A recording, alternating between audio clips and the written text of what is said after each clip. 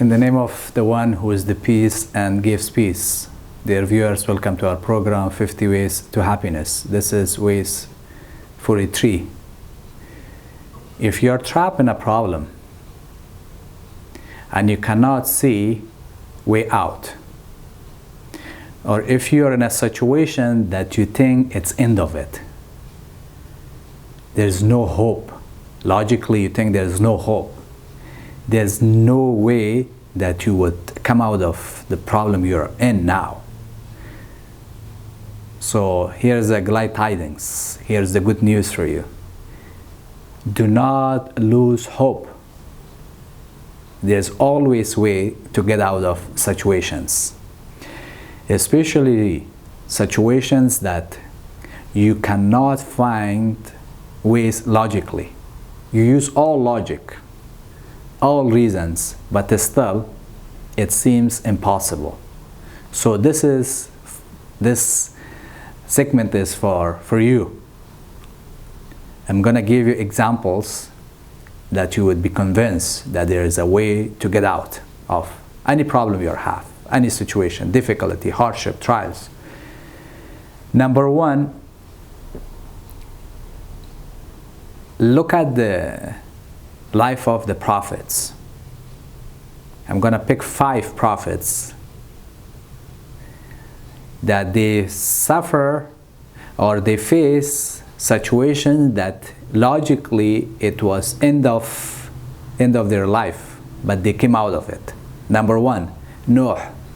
We know that the flood that cover the complete city or place that he was preaching and people denied his message, and finally the rains and also water come out of the ground, and it was so much water.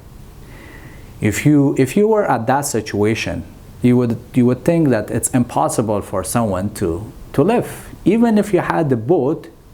That kind of flood, coming from the sky, coming from the ground. What are you going to do with that kind of boat that you made with yourself? I mean, with your hand. It's not sophisticated, technological boat. But God get him out of that problem, and he reached on a safe place. So this is one example. Number 2, Ibrahim alayhi salam, peace be upon all of these prophets. They are mighty prophets of God. When they throw him on the fire, logically you would think that if someone is on the fire, it's gonna burn the flesh, burn the skin. So if from logical perspective, you wouldn't find a way for that problem. But he came out of that problem. He came out of fire. It didn't burn him. Number 3, Moses. When he reached at the sea, there was army following him. Huge army. Pest army. With intention of cutting their neck, cutting their head. But when they reach into the sea, logically, if there is sea in front of you and there is army behind you, what's the way? You logically cannot find a way to escape. But God made a way for him. The sea opens up, and he crossed the sea. And Jesus, peace be upon him, or Isa, or Masih, different name for him, when they surround him that night to kill him, logically you cannot find a way for that kind of situation. If you're in a room, you're surrounded with enemy, And if you jump off the window, they're going to catch you. If you run from the door, they're going to catch you. And eventually they're going to enter to the room and they're going to catch you. So logically, you cannot find a solution. You cannot find a way to get out of that problem. But God took him out and took him up, and he's alive. He's going to come back. And also the last example is from life of Prophet Muhammad, peace be upon him. When he went to the cave with his companion, there's no other way at the end of the cave. There wasn't any other way to cross the cave and come out from the other end. It has only one hole, one entrance. So if you come out, they're going to catch you.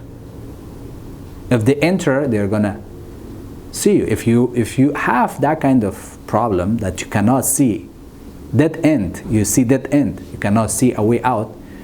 So here is the formula. Here is the solution. Be